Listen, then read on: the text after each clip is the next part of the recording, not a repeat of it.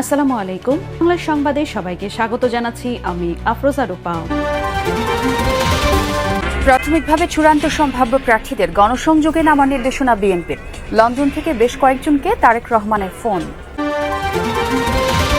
জামায়াতের সাথে পাল্লা দিতে হলে বহু দূর যেতে হবে এনসিপিকে, মন্তব্য গোলাম পরওয়ারের। জুলাই সনদে সই করে দ্বিচারিতা করেছে দলটি, বললেন সার্জিস।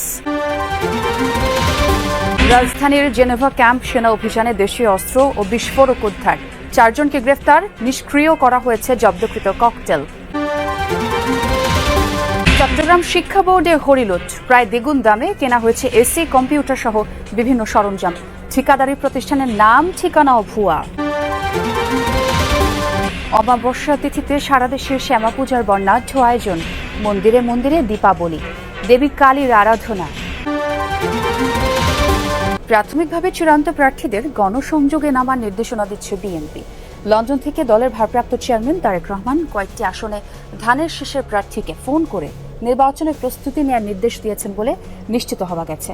ধারাবাহিকভাবে সারা দেশের বিরোধপূর্ণ আসনগুলোর মনোনয়ন প্রত্যাশীদের ঢাকায় ডেকে বৈঠকও করছেন বিএনপির মহাসচিব সহ মনোনয়ন বোর্ডের সদস্যরা।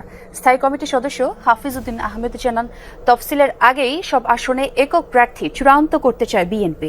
আরিফিন শাকিলের রিপোর্ট। দলের পক্ষ থেকে আপনাদের হাতে আমরা তুলে দিচ্ছি। পুরোদমে নির্বাচনী মেজাজে বিএনপি। দেশের বিভিন্ন আসনে গণসংযোগে ব্যস্ত বিএনপির একাধিক প্রার্থী। এতে নানা জায়গায় তৈরি হয়েছে সংঘাতময় পরিস্থিতি, যার নেতিবাচক প্রভাব পড়ছে ভোটের মাঠে। আওয়াজ হবে কিসের?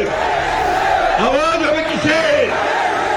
তাই কয়েক সপ্তাহ ধরে চেয়ারপারসনের গুলশান অফিসে বিভিন্ন জেলার সম্ভাব্য প্রার্থীদের নিয়ে বৈঠক করছেন দায়িত্বশীল নেতারা। কোনো বৈঠকে ভার্চুয়ালি ছিলেন বিএনপির ভারপ্রাপ্ত চেয়ারম্যান তারেক রহমানও। তেমন একটি বৈঠকে ছিলেন বগুড়া জেলা বিএনপির ভারপ্রাপ্ত সাধারণ সম্পাদক মোশাররফ হোসেন। জনাব তারেক রহমান বললেন যে আপনারা ঐক্যবদ্ধ থাকেন, আমি তো সবাইকে নমিনেশন দেওয়া সম্ভব নয়। সেই বৈঠকের ফলশ্রুতিতে স্থায়ী কমিটির সিদ্ধান্তে এক আসনে একজন প্রার্থীকে টেলিফোন করতে শুরু করেছেন বিএনপির শীর্ষ নেতা তারেক রহমান। বগুড়া 1 কাজী রফিকুল ইসলাম, বগুড়া 3 আব্দুল মুহিত তালুকদার, বগুড়া 4 মোশাররফ হোসেন, বগুড়া 5 জিএম সিরাজ, মেহেরপুর 1 মাসুদ অরুণ, মেহেরপুর 2 আমজাদ হোসেন এমন ফোন পাওয়ার কথা নিশ্চিত করেন। আমাকে সরাসরি তিনি ফোন দিয়েছেন, তারপর জানলাম বাকি আরো 3 জন তাদেরকে ফোন দিয়েছে। তিনি কাজ করার জন্য বলেছে। এটা এখন আপনি সবুজ সংকেত বলেন, আর যদি বলেন যে না উনি বলেছে, এটা যে কোনো ব্যাখ্যায় বলতে পারেন। তো একটি আসনে বেশ কয়েকজনকে প্রার্থী আছে, সবাইকে তো তিনি ফোন দেননি। আমাকে যেমন বলেছে কামনিতে আপনি কামনি ধানের শীষকে রেডি করে দেবেন, আমাদের হাতে তুলে দিতে হবে। জনগণের সঙ্গে থাকুন, জনগণকে সঙ্গে রাখুন, এই বিবেচনা বোধকে সামনে রেখে আমাদের মাঠে কাজ করতে নির্দেশ প্রদান করেছেন। আমার নিজ এলাকা জয়পুরহাট 2 থেকে মনোনয়ন প্রত্যাশী হিসাবে কাজ করে যাচ্ছি দীর্ঘদিন ধরে।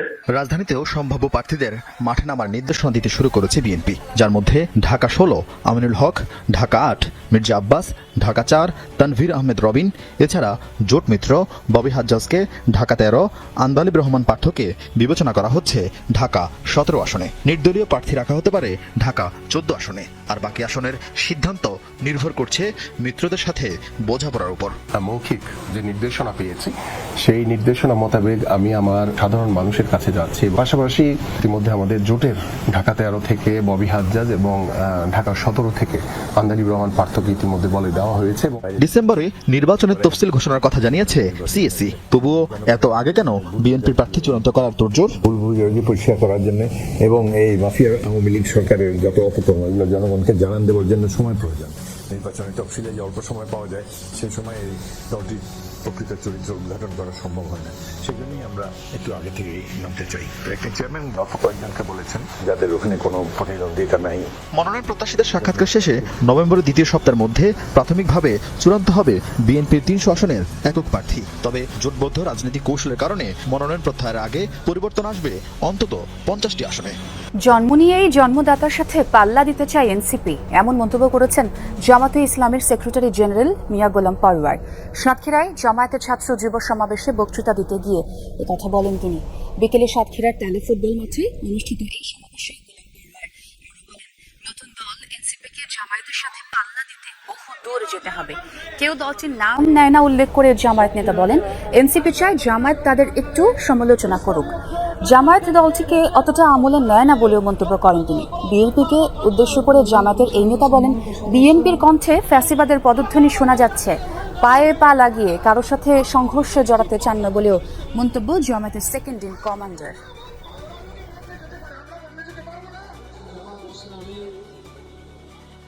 একটা দল ফেসবুকে স্ট্যাটাস দিয়ে বলেছে আমরা সংস্কার অংশীদারিত্বের রাজনীতি দেশ গঠন অভ্যুত্থানে কোনো ভূমিকা রাখিনি। আরে বাবা, তোমরা নতুন ছাত্রদের দল রাজনীতিতে জামাত ইসলামের সাথে পাল্লা দিতে গেলে আরো বহু দূর যাইতে হবে। জন্ম নিয়েই দেশের সাথে পাল্লা দিলেন। জুলাই সনদে স্বাক্ষর করে জামায়াত দ্বিচারিতা করেছে বলেও মন্তব্য করেছেন এনসিপির উত্তরাঞ্চলের মুখ্য সংগঠক সার্জিস আলম। গতকাল বিকেলে বগুড়া জেলা পরিষদ মিলনায়তনে সমন্বয় সভায় তিনি এই অভিযোগ করেন। এর আগে সভা চলাকালে বাইরে ককটেল বিস্ফোরণের ঘটনা ঘটেছে, তবে কেউ হতাহত হয়নি। ঘটনার প্রতিবাদে বিক্ষোভ করেন এনসিপির নেতা কর্মীরা। তাৎক্ষণিক প্রতিক্রিয়ায় সার্জিস বলেন, বাংলাদেশকে নিয়ে যারা বিভিন্ন চক্রান্ত করছে তাদের আস্ফলন দেখা যাচ্ছে। আইন শৃঙ্খলা বাহিনীর ভূমিকা নিয়েও প্রশ্ন তোলেন তিনি। এর আগে এনসিপির অস্থায়ী কার্যালয়ে সংবাদ সম্মেলনে সার্জিস বলেন, প্রতীক নিয়ে পক্ষপাতদুষ্ট আচরণ করায় নির্বাচন কমিশনের উপর আস্থা হারিয়েছে এনসিপি। জয়পুরহাটেও দলের সমন্বয় সভায় অংশ নেন সার্জিস। জামায়াতে ইসলাম তাদের জায়গা থেকে এত বড় একটা আন্দোলনের ডাক দিলেন, অ্যালায়েন্স করলেন, মাঠে নামলেন, অথচ সেই পিআরের ওই বিষয় জুলাই সনদে কোনো কিছু লেখা নাই, জুলাই সনদেরই নিশ্চয়তা নাই, আইনগত কোনো ভিত্তি নাই, সেটাতে স্বাক্ষর করে চলে আসলেন। তো এটা তো জামাতের এত শক্তিশালী অবস্থানের সাথে আরও শক্তিশালী দ্বিচারিতা, এটা তো তাদের কাছে কখনো প্রত্যাশিত ছিল না। রাতের গভীর নীরবতা ভেঙে বসছিল আর্মি ক্যাম্পে একের পর এক বিস্ফোরণ। 2 ধাপে মোট 32টি ককটেল নিষ্ক্রিয় করেছে সেনাবাহিনীর বোম ডিসপোজাল ইউনিট। রাতের সেনা অভিযানে জেনেভা ক্যাম্প থেকে উদ্ধার হচ্ছে দেশীয় অস্ত্র ও বিস্ফোরক তৈরির উপকরণও। সেনাবাহিনী জানায়, নাশকতাকারীদের ধরতে অভিযান চলবে। প্রথম ধাপে 18টি, পরের ধাপে 14টি। বিস্ফোরণ ঘটানো হলো 32টি ককটেল। বিস্ফোরণের গগন বিদারী শব্দে সবার পিলে চমকে উঠবার দশা। বসিলা আর্মি ক্যাম্পে সোমবার দিবাগত রাত 3:15টায় ককটেল নিষ্ক্রিয় করে সেনাবাহিনীর বোম ডিসপোজাল ইউনিট। ককটেল সহ বেশ পরিমাণ বিস্ফোরক ও দেশীয় অস্ত্র উদ্ধার হয় রাতের অভিযানে। সেনাবাহিনী জানায়, এসব বিস্ফোরক তৈরি যারা করেছিল আটক করা হয়েছে তাদেরকেও। প্রভাব বিস্তার করার জন্য এবং তাদের কিছু ইন্টারনাল গ্যাং ক্ল্যাশ করার জন্য তারা দেশীয় অস্ত্রগুলো রেখেছে বলে তারা স্বীকার করে। তখন আমাদের মনে প্রশ্ন জাগে যে এই স্প্রিন্টারগুলো কী কারণে, এটার নিশ্চয়ই কোনো ইউটিলাইজেশন আছে। তারপর ফার্দার জিজ্ঞাসাবাদ করার পরে একজন স্বীকার করে যে এগুলো ককটেল বোমা বানানোর জন্য ব্যবহার করা হয়। ব্রিফিংয়ে এই সেনা কর্মকর্তা জানান, অপরাধীদের নেটওয়ার্ক বেশ বিস্তৃত। আটককৃতদের কাছ থেকে পাওয়া তথ্য ধরে মাস্টারমাইন্ডকেও গ্রেফতারের চেষ্টা চলছে। সেনাবাহিনী এবং সন্ত্রাসী একই সাথে একই এলাকায় থাকবে, এটা হতে পারে না। হয় সন্ত্রাসী থাকবে অথবা সেনাবাহিনী থাকবে। তাই এসব সন্ত্রাস এবং দুষ্কৃতিকারীর বিরুদ্ধে আমাদের সবসময় শক্ত অবস্থান ছিল এবং এটা আমরা নিয়মিত অভিযান পরিচালনা করব।